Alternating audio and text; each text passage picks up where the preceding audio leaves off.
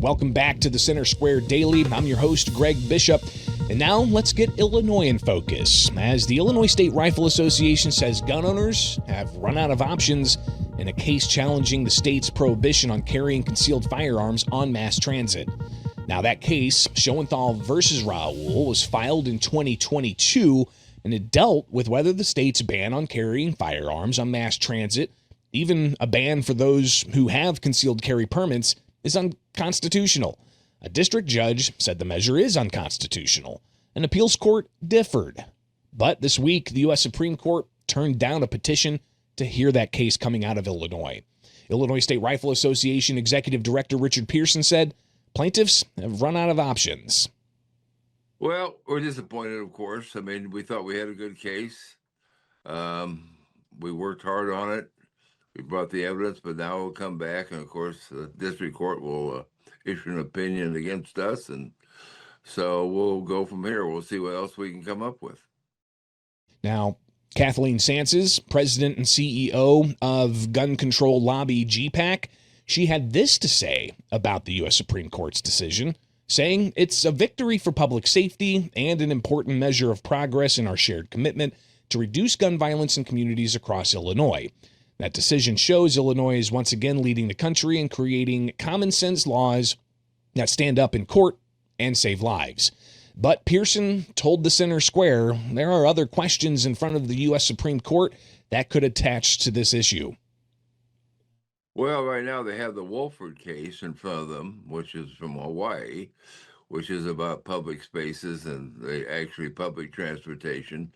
So we'll see what they do with that. So we were kind of hoping that for a favorable ruling, at least to take our case, and it didn't happen. So, well, we're left with what we're left with, and so we'll march on and continue. Pearson said next week, April 15th, Wednesday, Illinois gun owners plan to descend upon the state capitol in Springfield to lobby their legislators against restrictive gun laws. Well, because you have to put the face of the law-abiding gun owner in front of the legislators. It is, they keep making laws that are supposedly to attack the illegal use of firearms, but the people who use firearms illegally don't care. So the only effect that it has is on people who are law-abiding citizens. They're the ones who pay the price. Who get the inconvenience, who get the higher taxes, who get the more expensive guns, or whatever it turns out to be, they bear the brunt of it. And so it's not the criminal that ever bears the brunt of it. Now, gun owners will meet at the Bank of Springfield Convention Center Wednesday morning with doors opening at 10 o'clock. They'll hear from a range of speakers, and then they'll gather to march through the streets of Springfield, several blocks away, to rally at the steps of the Capitol before heading into the Capitol to lobby their legislators.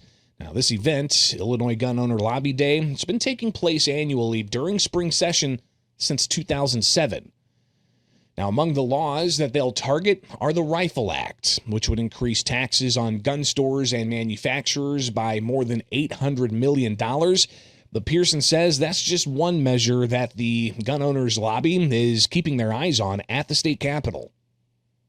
So we have all those things working. There's 350 gun bills of different types, and so you never know what's going to come out. Well, the Glock ban, they say they can make it a semi-automatic or an automatic firearm out of a Glock. Well, you can do that, but you can do that with a lot of different pistols and rifles. All of them can be converted some way or another if you put enough effort into it. If you give a machinist a block of steel and he turns it into a machine gun, is the block of steel going to be illegal next? So it's you can turn anything into anything if you have enough work on it. The problem, of course, is that the people who are making these switches, which are illegal, aren't getting prosecuted enough. They get a slap on the hands and down the road they go. And so the next guy comes up, makes some money on it, he doesn't care. But the people who use firearms legitimately for self-defense, competitions, hunting, whatever, they're the ones who have to pay the price. And it's just not right.